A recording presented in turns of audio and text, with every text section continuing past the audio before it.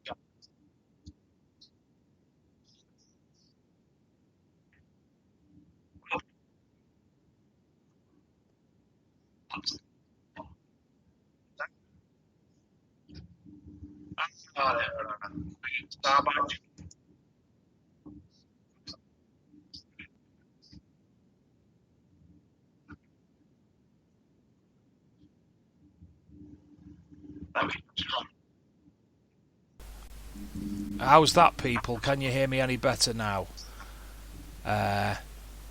Somebody in the chat room, could you say okay to hear if my audio's any better?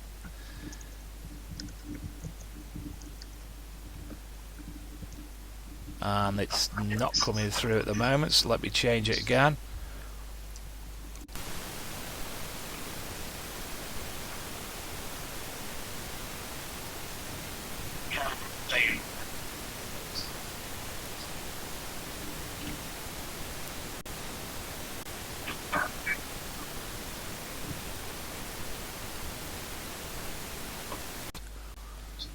So, here I am. Can you hear me? Perfect. Right. Sorry, everybody. I'm trying to, obviously, since my computer went down and I only got it back last week, I struggled like, no, it's awful again. Go back before the change. I will get there.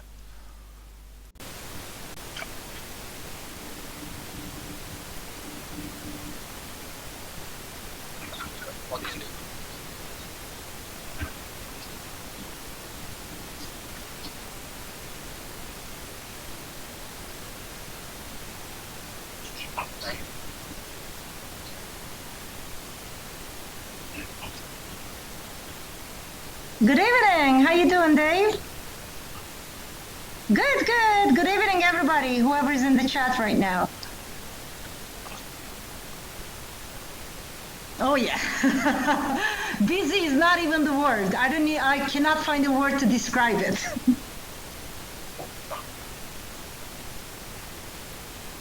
Black. How's that, everybody? Kev, let's give me a yes or a no.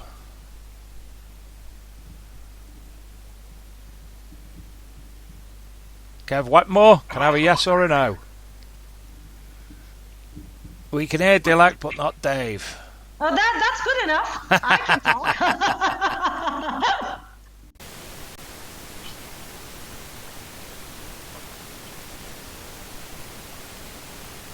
Yeah, perfect. Okay.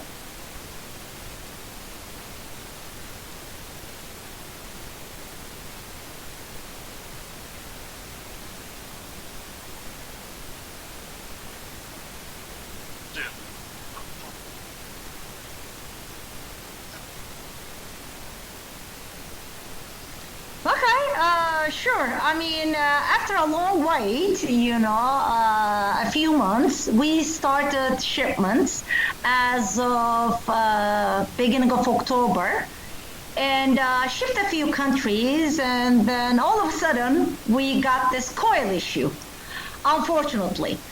So, which was really unfortunate, of course, on our end and on, of course, the customer's end who bought the product.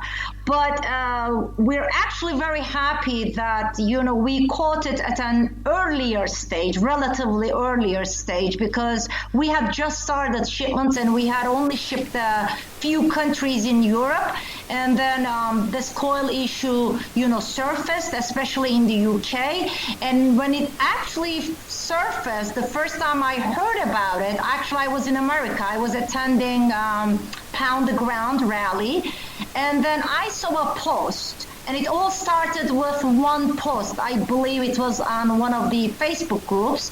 And I don't remember exactly what it was, but I immediately called my team. I called the company, and I'm like, I guess somebody's having an issue.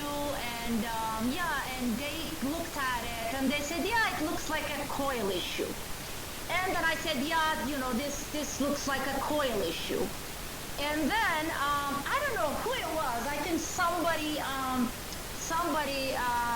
put up a video up on that Facebook group, like hosing the coil down with water, and the coil was sounding off.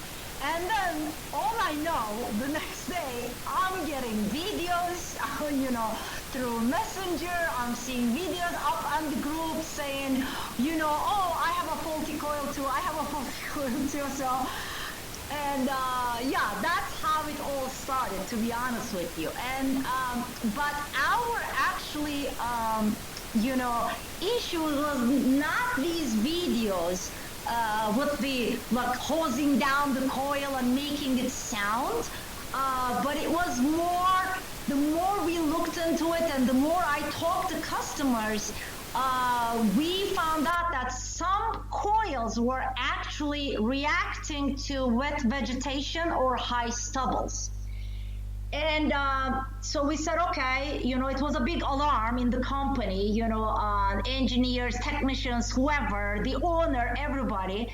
And they started to look into the issue. And literally, day and night, there were people working here till 1 o'clock, 2 a.m., 3 a.m., 4 a.m., trying to really define the issue. And it was really hard because not all the coils were reacting the same way.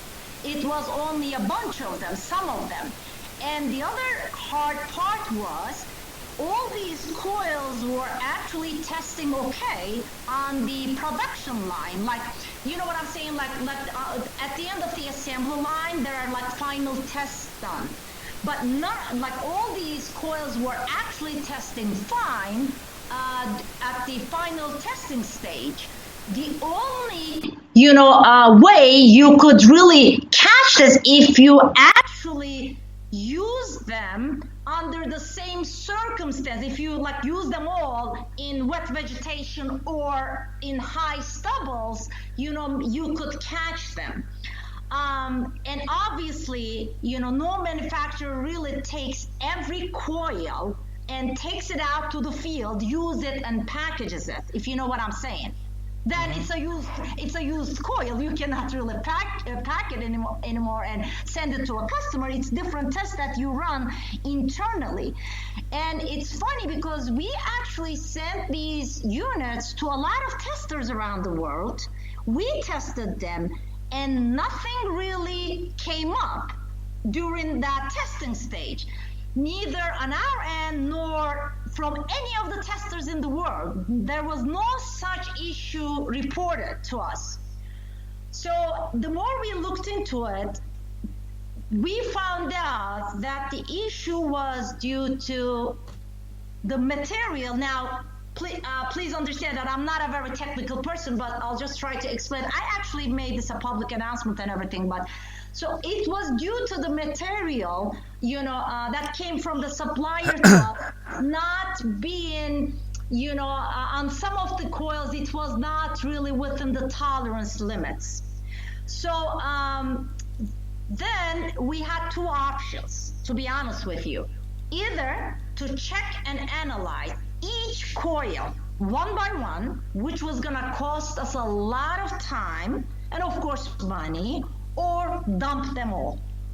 So we decided to, go with the second option. So we literally dumped thousands of coils in the garbage. And I made a public declaration on Facebook groups. I sent an email to all the distributors. And I said, hey, guys, we have a coil issue that surfaced, especially in the UK. And we're stopping production. We're stopping shipments until we resolve it all. And my team, thanks to my team, day and night, they worked literally, night shifts and everything, and they resolved the issue, and we are, back to where we left off as of, I believe it was yesterday, and now we're gonna continue with the shipments. I dealt with all the customers who reached out to us, with a coil issue. I dealt with them personally. And some people thought that I'm the only one, working here. Of course not. I actually manage a big team here, but it's just, I wanted this issue to be under control.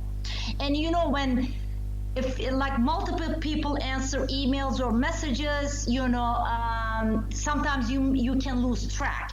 And that's why I personally opted to be the one who is in charge of responding to all these people with the coil issue, so that I can have it under my control, so we can, get back to them in a timely manner, and we can respond, and we can, have all their information in one place. And so when the time comes out to ship their new coils, it's all under control. And as of today, actually, I believe, we sent everybody their tracking number for their replacement coils, so they should be getting their coils hopefully in a few days, and we're resuming the shipments.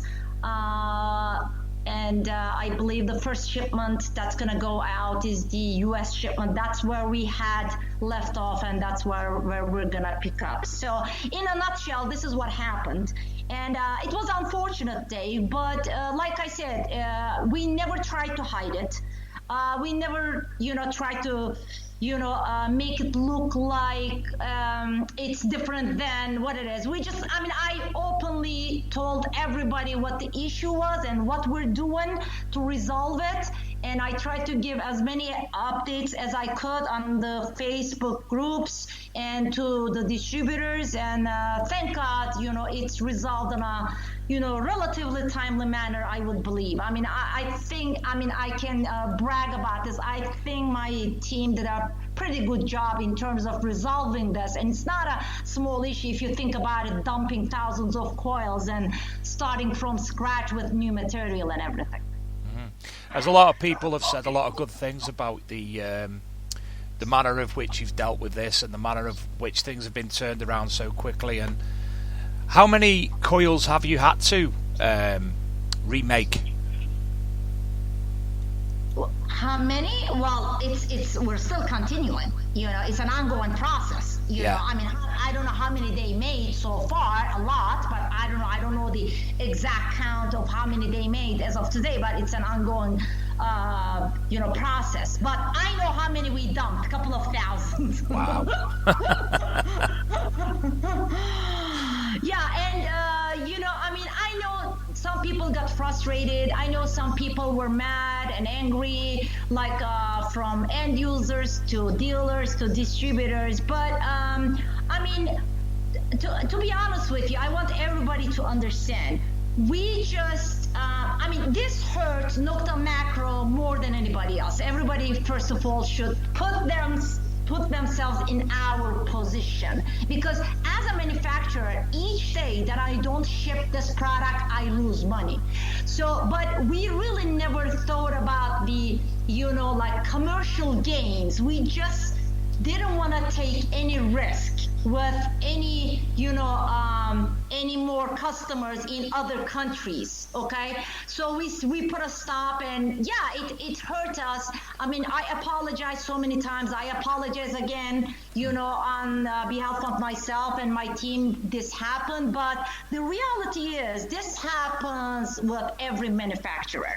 I mean, of course, I'm not going to sit down and mention brands or names here, but I was pretty upset with some posts that I saw across like social media groups and everything, that some people, especially the fans of other brands, have tried to use this, as an excuse to badmouth the product or the company. And my answer to all those people was and is still today that whatever they're swinging in their hand, whatever brand or model they're holding in their hand, without an exception, they all had issues. And even today, they still have some issues. But for us as a manufacturer, this is very normal, because manufacturing really takes a lot. There's a lot of factors involved, and some things may go wrong. I think the most important thing here is to really stand behind the customer and behind your product, and just do what you have to do and just be honest about it. Do you know, Dilek, it's a fantastic analogy, not just for everything that's gone on with yourself, but for the podcast. We're only 2 weeks in this slot, and already things are going wrong. So hopefully I'll get it as right as you're getting it. I'm sure you will. So, about the Simplex itself, the general price, the UK price, is £299. It's wireless audio ready. It's waterproof up to 3 meters, which it wasn't 3 meters with the Mermaid, which I will get onto in a little bit at Detectable. But it goes up to 3 meters or 10 feet. You've got a built-in rechargeable LiPo battery, and it's also just 1.3 kilograms or 2.9 pounds in weight. Correct.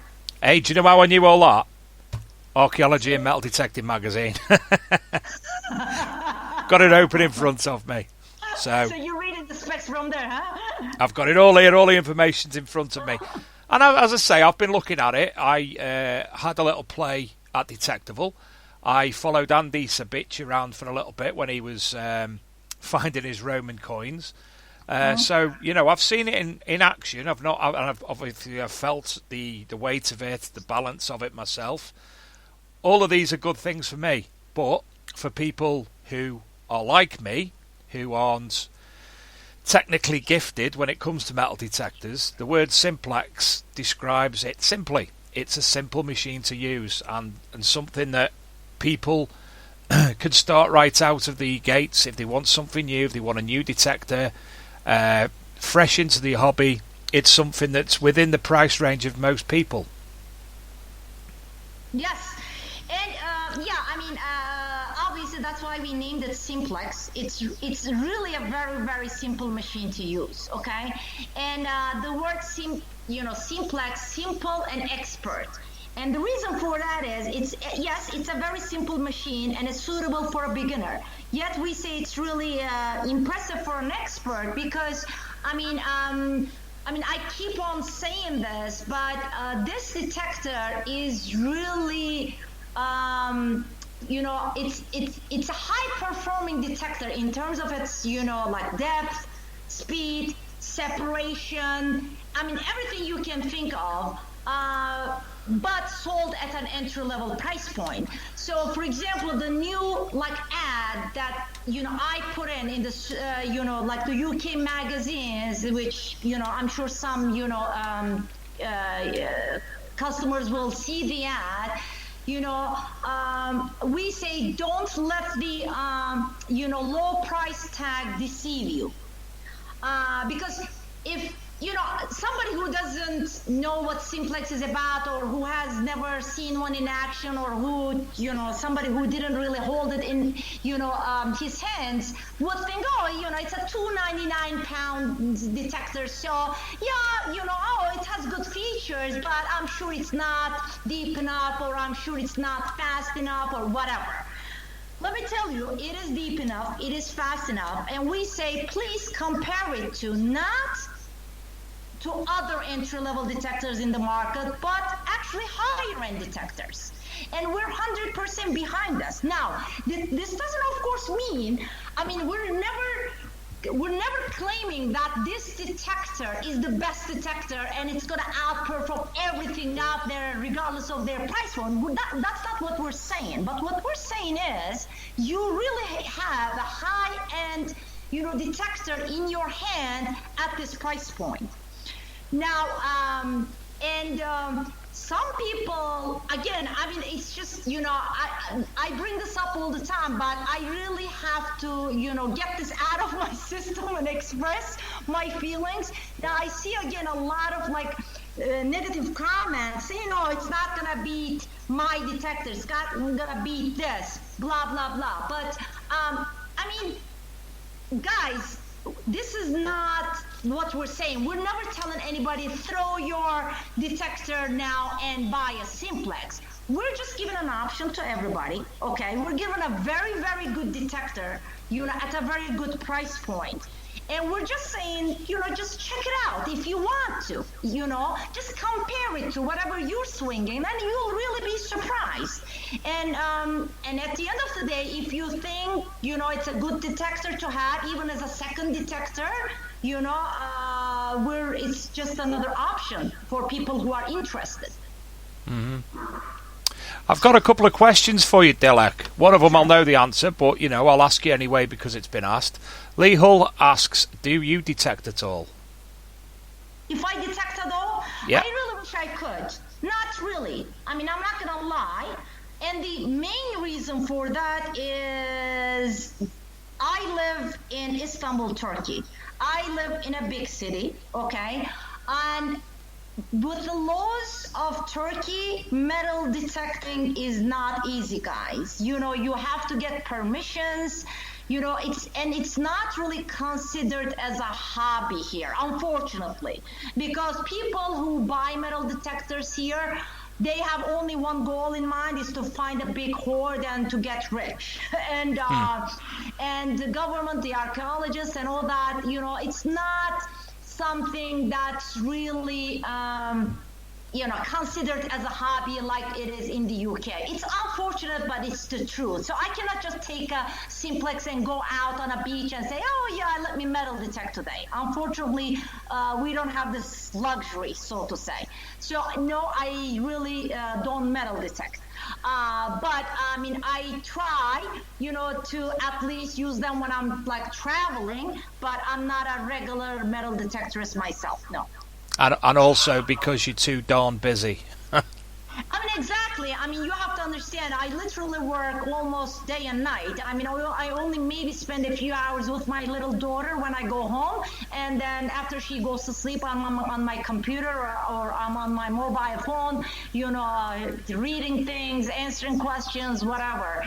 And I only have my weekend, left to me, which I still do work sometimes, and I try to spend it with my family. And my little daughter needs me.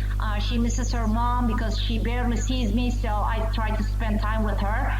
So I really wish I could, but I did use the scuba detector on vacation. I was bought by scuba detector when I was on vacation. And you've recently just come back from America. How was that trip? Oh, it was great. Like, it was really great. I think it was the biggest one. I was told that it was the biggest rally held in the U.S.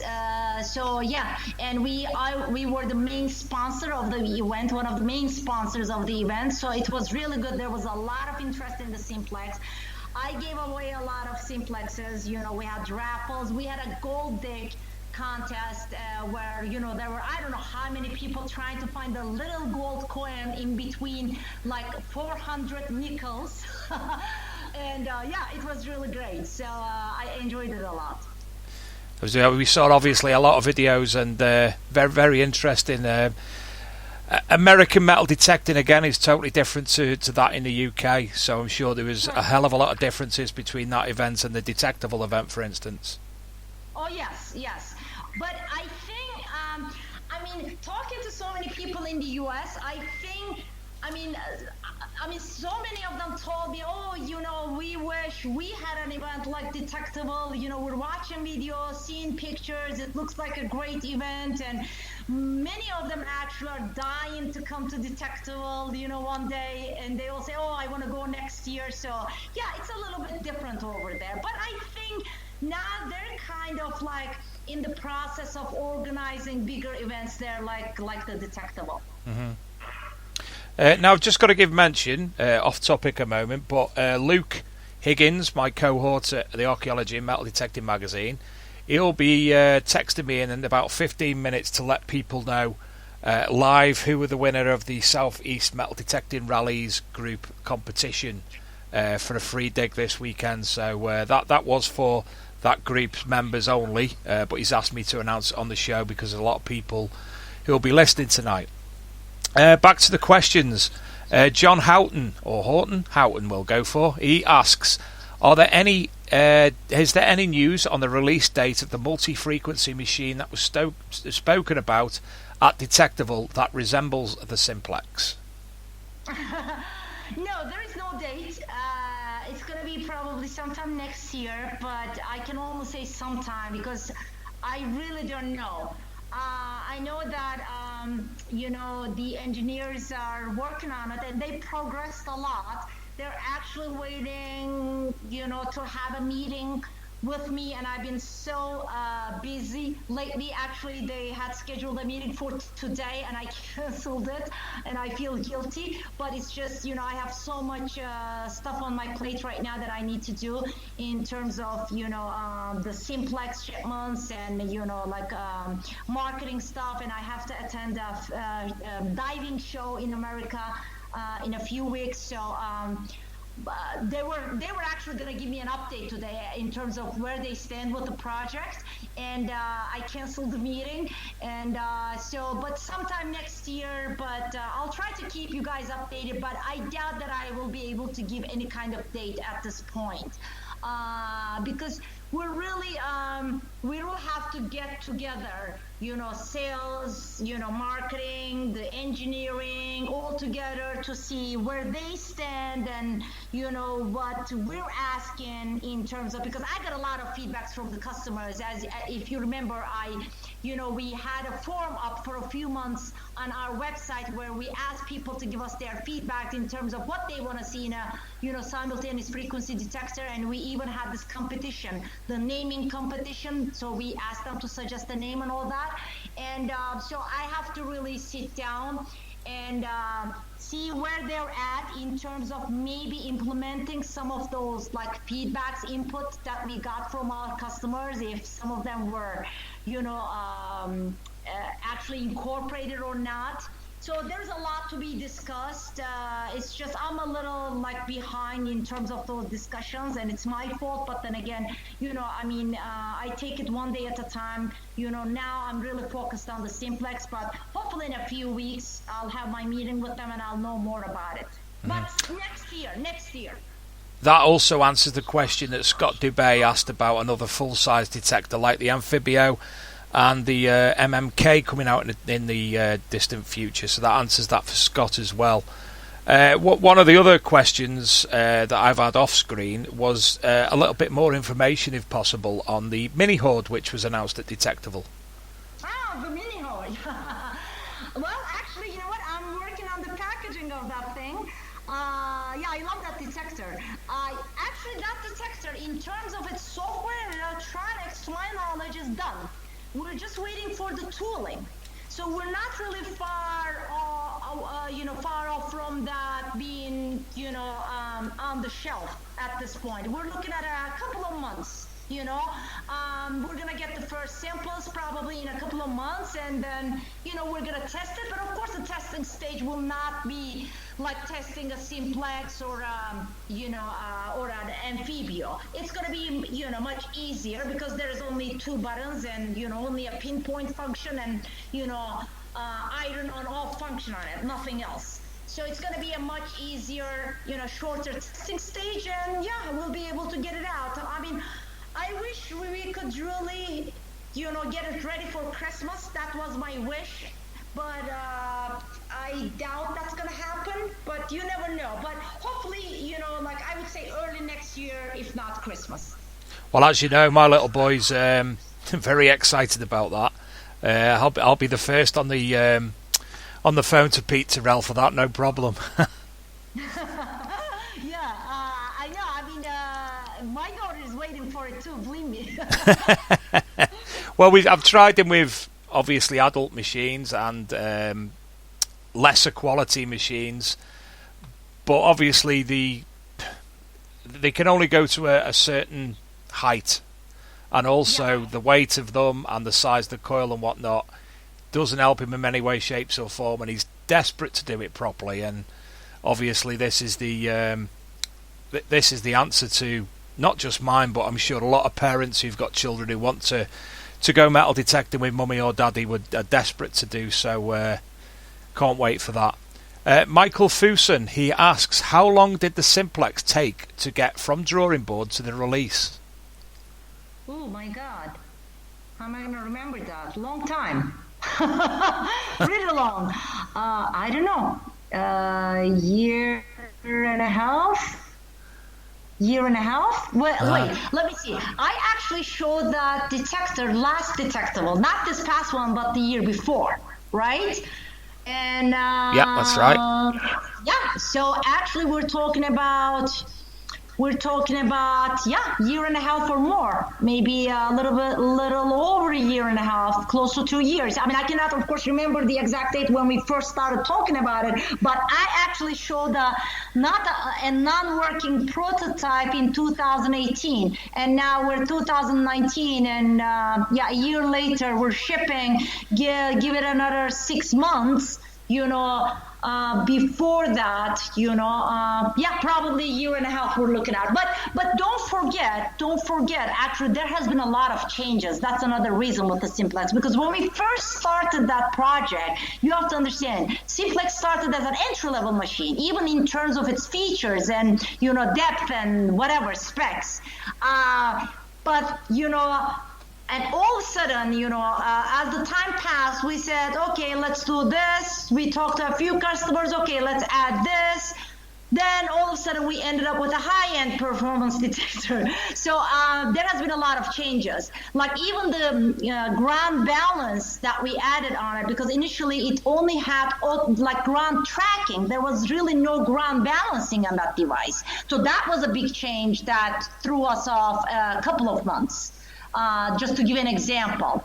So if we had kept the project the way we started, so to say, we could have, finalized the like much earlier, but we kept on adding and making it, better and better. And so now we have a detector, a very actually good detector with a very good product in our hands. Certainly looks that way. I can't wait to get hold of one. As I've said, I use a different machine at the moment, and it's something that or the ORX that I mentioned earlier would be the ones of choice for me at the moment for weight value at the very least. And obviously, the Simplex comes out quite substantially cheaper than the others. So there's a coin flip going to be had in the new year, I think.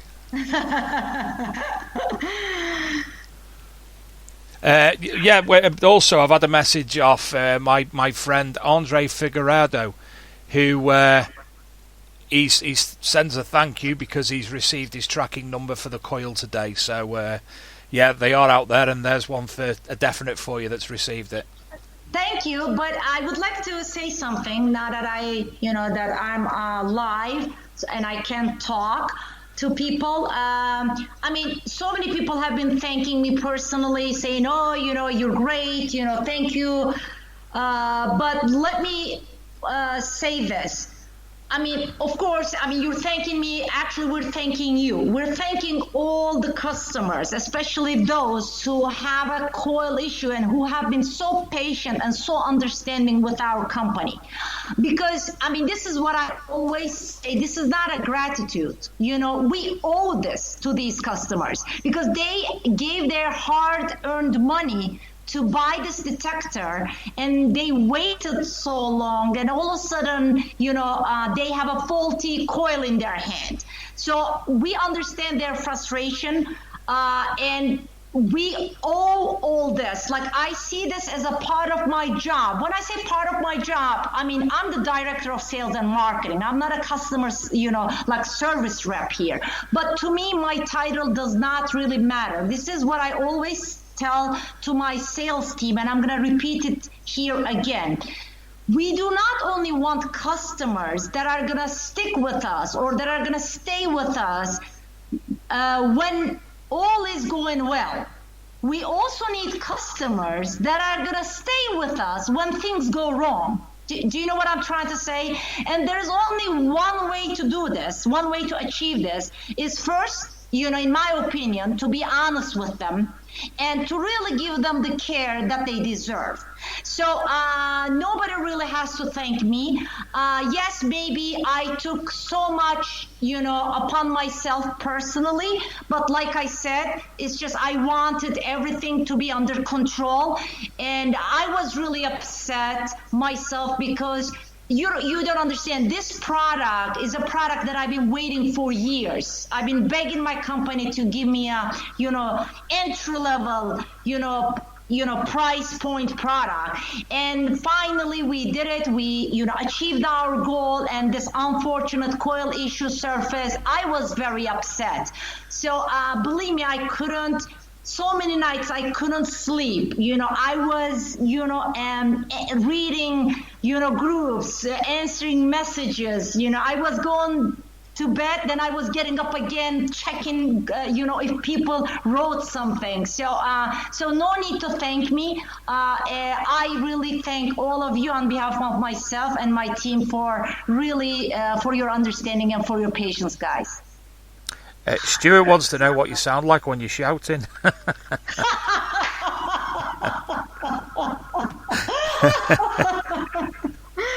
sorry. I know I talk loud. I talk really loud. I know. I have actually got some other questions as well now. So I'll start at the bottom. Simon Weller asks, and obviously this is a feature that I've read about earlier. Are there any imminent USB updates coming soon for the Simplex? Updates, yes. There's going to be updates coming soon. I don't know how soon, but it's going to be soon.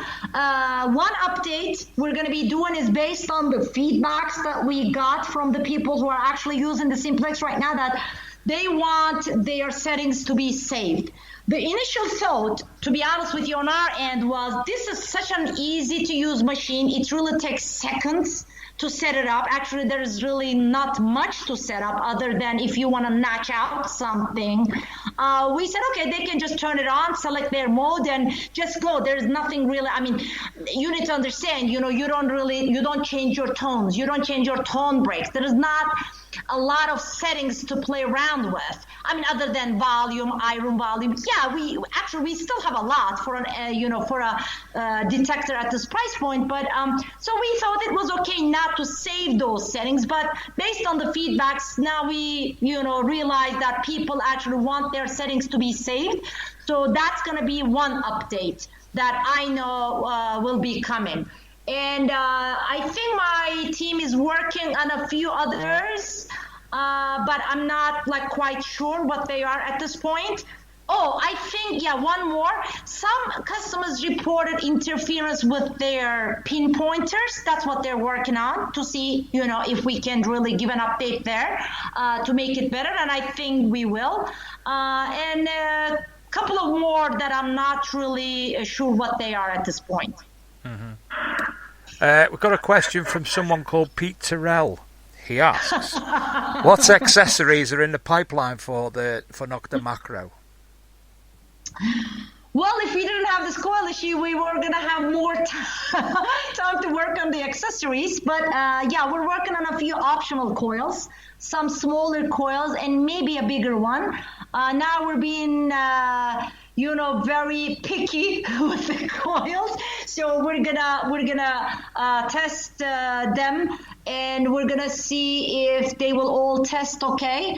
So we're planning to release a few optional coils. Well, many people are asking for a battery pack, like a battery pod, like the one we have for the cruiser and amphibia series, a waterproof battery pod. That's something we may work on in the short term. And these are the ones that I'm aware of. And if people, if customers, have any different ideas, please feel free to share them with us. Well, you've actually answered two questions there. John Cornwall asked, would there be a 6-inch coil in production? And Aaron Weedle of South Coast Detecting asked, are there any other coils being released for the Simplex, such as concentric coils? So I think you've answered them. Yeah, definitely. We're working on both double D and concentric coil options, but like I said, I cannot really confirm at this point. First, they all have to be tested to see if they all work okay with the machine. But yes, a few coils are being worked on. Good. There's also a question from Darren Booth who asks, can we purchase direct from yourself? But Pete Terrell's answered there are 11 specialist UK detecting dealers for him to go through if needs be. Exactly. When we get an email, when any customer contacts us, the first question we ask is, where they are from. And if they're from a country where we have a distributor and a dealer network set up, we do not make any direct sales, and we refer the customer to the distributors and the dealers. Mm-hmm. Stephen Pettican asks, when will the hand digger be on sale in the UK? Well, Pete, answer. They will be leaving the factory tomorrow, all being well, Mr. Pettican. He was psychic then. He typed it just as you said it. Yes, because we had an order in and it's shipping now. So they should arrive in the UK pretty soon. So anybody, obviously, in the Highlands, Stuart, I presume you mean in the Highlands of Scotland. Again, if you contact any of the major companies, Leisure Promotions, for instance, Pete Terrell's on the page tonight, they'll be able to deal with you as he is one of the country's suppliers of the machine. Lee Hull asks, do Nokta make security detectors for airports, etc., and does that technology filter down to the consumer machines? We do make security products, actually. We sell a lot of our handheld scanners, to the government here, to the law enforcement forces here. We also sell them abroad, in certain countries. And we're also working on walkthroughs. So that's also in the works. and we're working on like new models of handheld scanners. We have only one model right now called the Ultra Scanner, but we're working on 2 more. That's going to be ready, I would say, early next year. And yes, we're also doing walkthroughs. I don't know when that project is going to finish, but probably next year or the year after, we're also going to have walkthroughs. So yeah, we're trying to grow also in the security side of the business. We have another question, which is quite a good one actually, from Jeff Archer. He asked, would it be a good idea to make earbuds for the Simplex as well as the headphones, earbuds for the summer, headphones for the winter? And that's a good point, to be fair. I know the Apple iPod have got a range of these earbuds that they've manufactured and people are all into at the moment. Could that be a consideration for the future, to have the small just in your ear types as a Bluetooth option? Okay. I mean, no, wait. You mean like Bluetooth? Yeah, your wireless option. Wired. Yeah, wireless option, the Bluetooth. Yeah. Okay. See, the thing is, Simplex does not use Bluetooth. That's number one. It's 2.4 gigahertz wireless. Right. So it's not. Yeah, it's not Bluetooth. But I'm making a note. I cannot really answer this question. Like I said, I'm not that technical. So, okay. So instead of these like full, wireless headphones, small earbuds, right? Yeah. That would work wirelessly with the Simplex. Okay, interesting. Okay, I'm making a note. I'm all about feedbacks and input, guys. So. I mean, as I said, my daughter's recently we got one of the black Japanese pairs of the Apple iPod. I don't even know what they're called because I don't do them. I don't do Apple. Here's me, don't do Apple. I'm on Samsung and I'm staying with Samsung. Sound just like the metal detectorist community.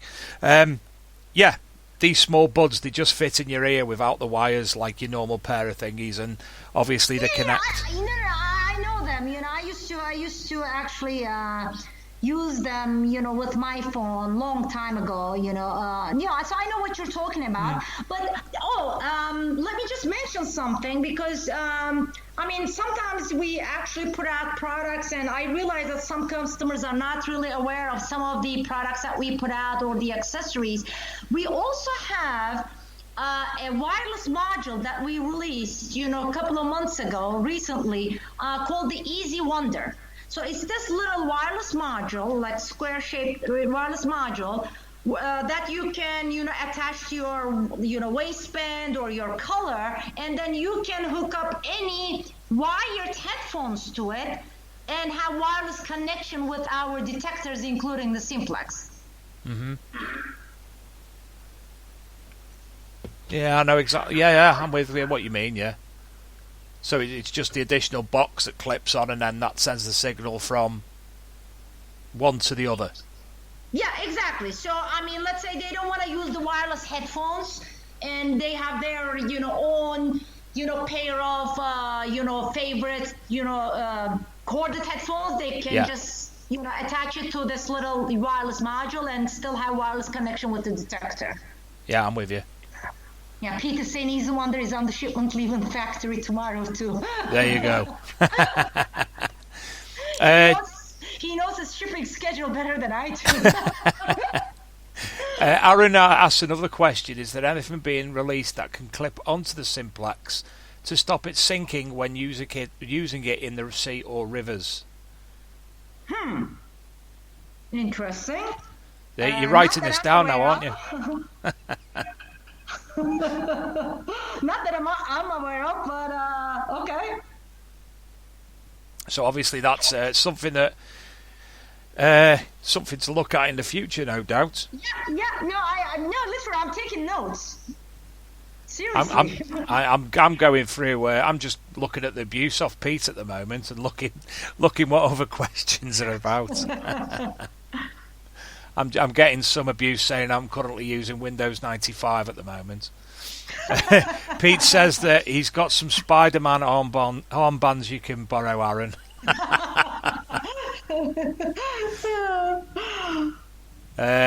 And as Scott Debase says, for the time being, use a pool noodle and slice aside and put it on the stem. Stuart says use a surfboard leash. So again, these are ideas that you could come in useful, something not dissimilar. Pass on to my engineering team. Right? Personally, I like the Nokta Makro armbands edition. Would be all right for children of all ages. So, is there anything else Simplex or Nokta Makro related that we haven't gone over as yet?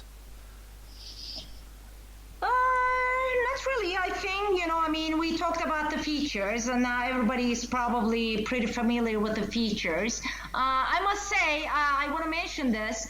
I got a lot of messages from customers who are actually using the Simplex right now. The feedbacks have been great, guys.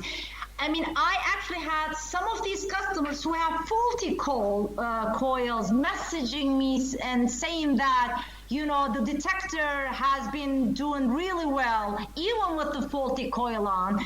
To my knowledge, there have been some gold, coin finds already. So apart from this issue, actually, the detector, I think the feedbacks, everything has been great. And one more thing I want to mention, for anybody who, kind of has like question marks in their mind in terms of, its price point versus its performance or, its quality. I'll just say this, we could have, literally we could have sold this detector for much more. So the actually price point does not really reflect its quality or its performance or depth or speed, whatever you can think of, okay? Mm-hmm. We really wanted to put this product in the hands of users. First of all, we wanted to set a new bar in this industry because we said if we really can make a detector, a good detector at this price point, why not do it and put it in the hands of as many users as we can so they can really see what Nokta Makro is all about. And let's say somebody who's swinging another brand, who's a fan of another brand. I think this is how people should look at it. Even if they don't want to buy a Nokta Makro product or a Simplex or whatever, at least they can now go back to their famous brand manufacturer and say, hey guys, you know what? There's a product out there for $299, okay? And why don't you give us a product at this price point that can do so much, if you know what I mean. So to me, this is really gonna benefit all the end users in this industry, whether, they buy this product or not.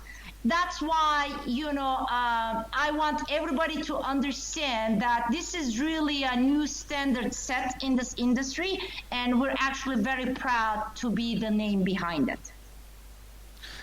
And it's been fantastic to watch the journey of the machine since last year as well.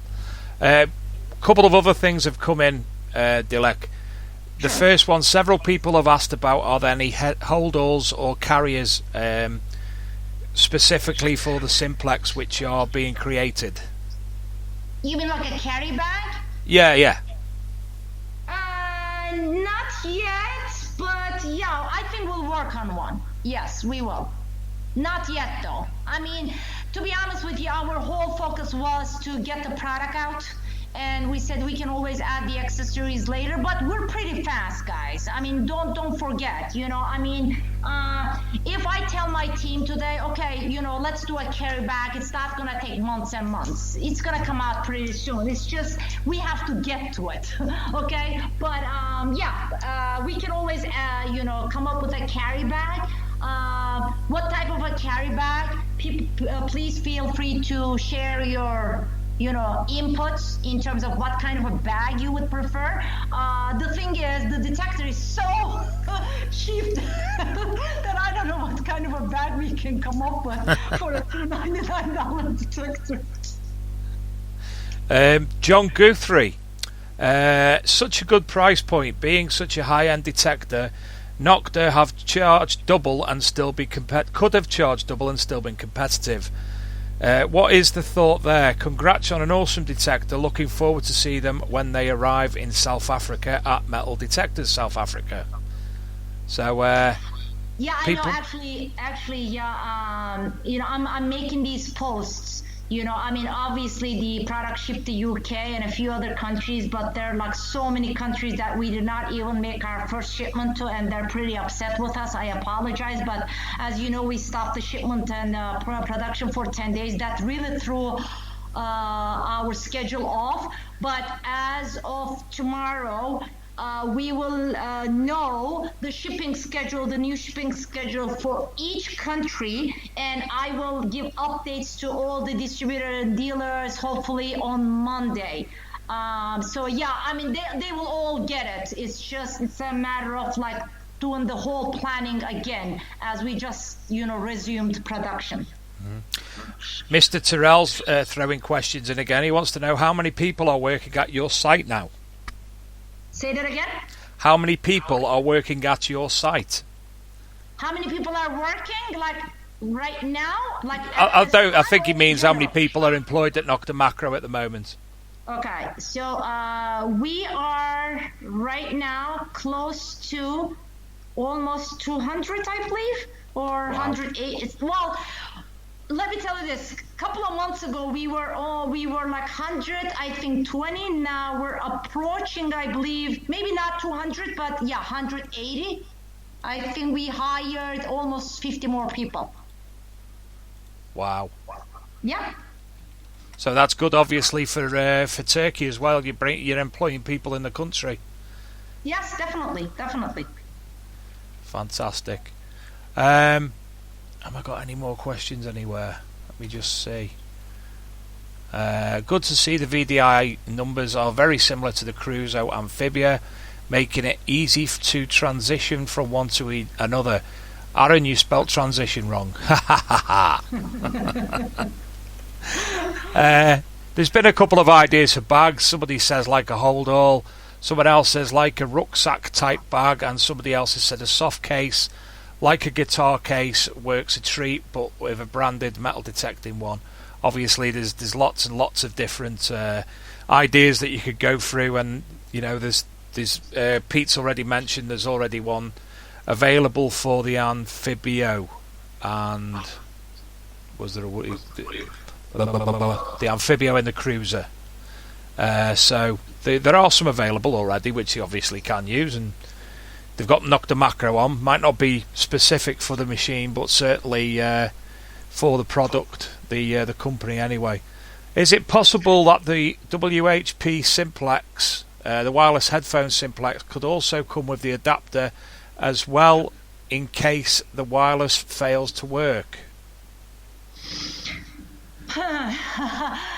Well, the whole idea was to put that adapter. Guys, you have to understand, if you look at my competition, they're actually, they're never including this adapter in their packages. But for us, the idea was, we included in the actual, like the package without the headphones, so people actually can, use their wired headphones directly with the machine, and they don't have to spend extra money. And we didn't include it in the wireless package because we thought most of the people would actually use the wireless headphones. Well, if anything goes wrong with them, unfortunately at this point, I don't know how fair it would be to go back and change the package contents when it's all declared on my website, and the information is shared by all the dealers around the world. It's hard at this point. A couple of more people asked, but we really believe that we are given like more than enough at this price point, and I apologize if this was a disappointment for some of the customers. We didn't really think that they would really ask for this adapter to be also included in the wireless headphone packages, but I'll keep that in mind for any other future project. Simon Weller, last thing, he said, can I just say thank you again, Dilek? And I think a lot of people will also say about the same thing.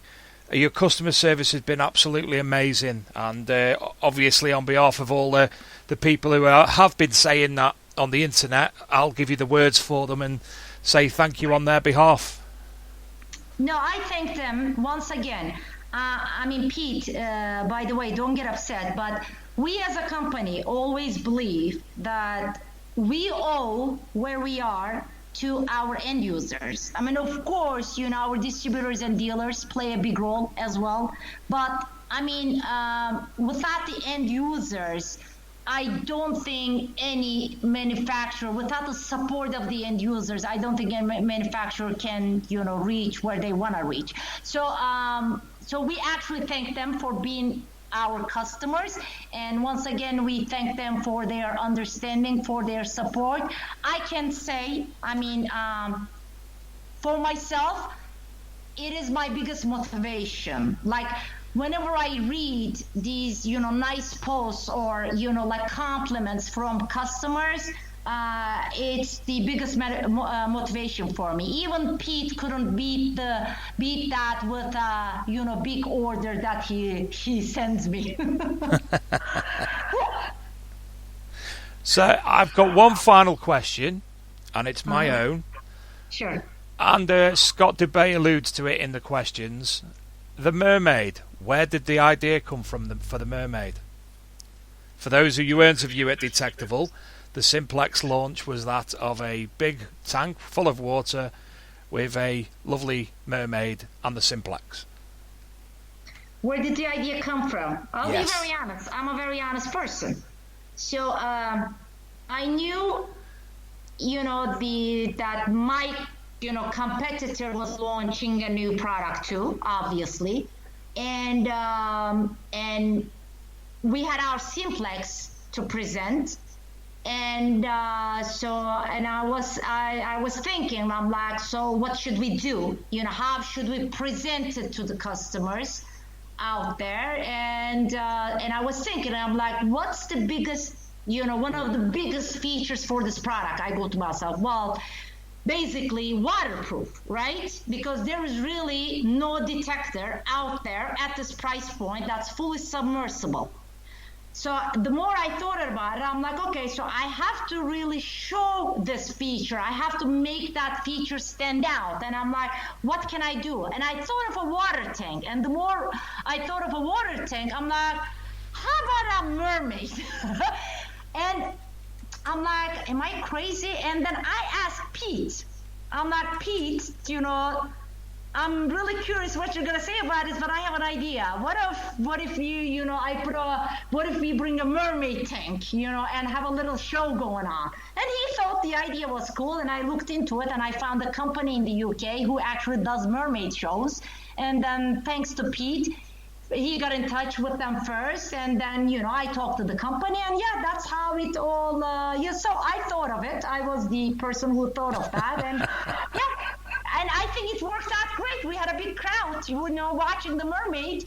I mean, they were actually watching the mermaid more than the Simplex probably. Well, if you remember, myself and Luke actually done a live video on the Archaeology and Metal Detecting Magazine Facebook page. And I think we had close to 20,000 views of that. So yes, it certainly went well. Pete wants to know, actually, where did you hire the mermaid? Yeah, and you know what? Literally, this is what I wrote on Google. Mermaid show rental. Huh. Yeah. So where did she actually come from? What's that? Where did she come from? Well, I don't know, somewhere from England. Oh, she was in the UK. Oh yeah. It was a British company. It was a UK company. Fantastic. Yeah. Well, I've just got a few more parish notices, Dilek, before we depart this evening. The winner of the South East Metal Detecting Rally for this weekend is Lynn Saunders. So, Lynn, can you make yourself aware? Make one of the marshals aware when you get to the site at the weekend and quote Big Metal Detecting Podcast, and obviously they'll sort you out right there. Again, thanks to all the listeners tonight. I'm Scott DeBay, Pete Terrell from Leisure Promotions, Stephen Pettican, new listeners like John Horton and where's me scroll gone? There it is, back now. John Cornwall. To everybody who's come along tonight, thank you very much. Sharon Gilbert, there's another one. Simon Weller. We have a good lineup now for the rest of the for most of the rest of the year. I've got 4 weeks remaining on that. Next week we have Chris Rogers, Addicted to Bleeps. We're going to be discussing his recent videos and work with the archaeologists of his Bronze Age hoard find, which I found was fascinating and done in an absolute perfect way in regards to archaeology and metal detecting. Following week we have Scott and Kimmy DeBay. Next week as well we're actually got a prize on that show. Not sure what we're going to be doing yet, but on behalf of Black Ada we have a trowel, and he did tell me what the name of the trowel was, but I forgot it. Brand new trowel in the bag there as a prize next week for a lucky listener. As I said, Scott and Kimmy DeBay on the 7th of November. I've actually got a big blackboard in my room now which tells me everything written down so I know where I am. On the 14th is Black Ada themselves, Nathan and Matt. And on the 21st of November, John Bradbury is rejoining us because we've had a number of people wanting to hear more of John's stories. So John's more than happy to come along and tell more of his stories. He was on a couple of weeks ago with Carl Midgley and had some fascinating tales, in particular the one about the lady on the beach in Ibiza, where he's just come back from scuba detecting over there, so be fascinating to hear from him again. Thank you all for tonight. For people who don't know of them, have a look on Facebook for North of Tyne Metal Detecting Group, who run events quite regularly. They've just announced their first weekender for next year. South Coast Detecting Group. Dilek, what would be the best group for people to look for updates? Will it be the Nokta Makro page, or is there a group in specific that people can look for updates? Updates on the Simplex? Or any other Nokta Makro information? Well, I try to give updates, on our Facebook page, of course, in terms of shipments or whatever. I post a lot of stuff on our Facebook page, but on the Simplex specifically, I try to post all the updates with this coil issue or whatever update I want to give on a couple of the Facebook groups. One of them is called Nokta Makro Simplex UK. What is it called again? It's a long name. Nokta Makro Simplex UK and Beyond Users Group. There's another one called Simplex Plus UK. There's another one called Nokta Makro Simplex News and Reviews. So I try to post on all these, groups whenever I have an update. And I also, do post on our Facebook page as well. Brilliant. Well, it's been an absolute pleasure to speak to you again, Dilek. I've done it more than once, and I've met you on more than one occasion now, and I look forward again to the next time to speak to you and meet you again. So thank you for tonight. It's been an absolute pleasure, and I'm very thankful that you've been able to come on tonight and share all the information and all the updates that are relevant to the Simplex and Nokta Makro. Not a problem at all. I thank you for having me on your show and actually giving me the opportunity to, explain everything once again. We're a very transparent company. We try to be as honest as we can with our customers. We have nothing to hide, and customers can reach us, through email, phone. They can contact me, but just to let you know, so many people have been contacting me lately that sometimes I cannot get back to people in a timely manner. I used to do it, but right now I'm having a hard time. Literally, I get hundreds and hundreds of messages and emails every day. So if I cannot get back to you, I apologize, but I will definitely get back to you if you reach out to me personally. Just be patient with me. And yeah, once again, thank you all. Thank you thanks to all the customers who have bought the Simplex and who are currently waiting for their coils. Once again, we apologize and we thank you for the understanding and the patience. I love you all, guys. We're really doing our best to, give you the best of the best at more affordable prices. And yeah, I hope to talk to you again soon, Dave. I certainly hope so. Thank you again, Dilek, and thank you to everybody listening. It's been an absolute pleasure speaking tonight. We'll be back next week at 8 o'clock with Chris Rogers from Addicted to Bleeps. In the meantime, have a good week.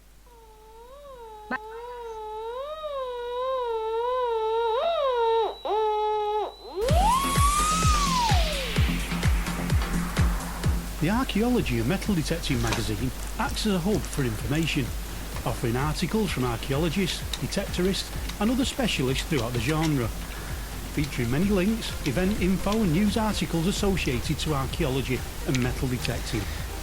We also offer professional review services and promotion for books, resources, videos, documentaries, gadgets, equipment and much more. The magazine is run by the archaeological and metal detecting community for the archaeological and metal detecting community.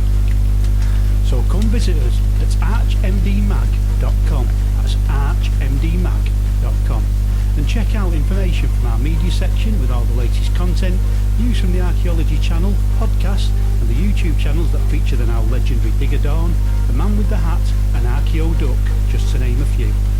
If you would like to offer an article, link or inquire about other services, then pay us a visit at archmdmag.com and drop us a line.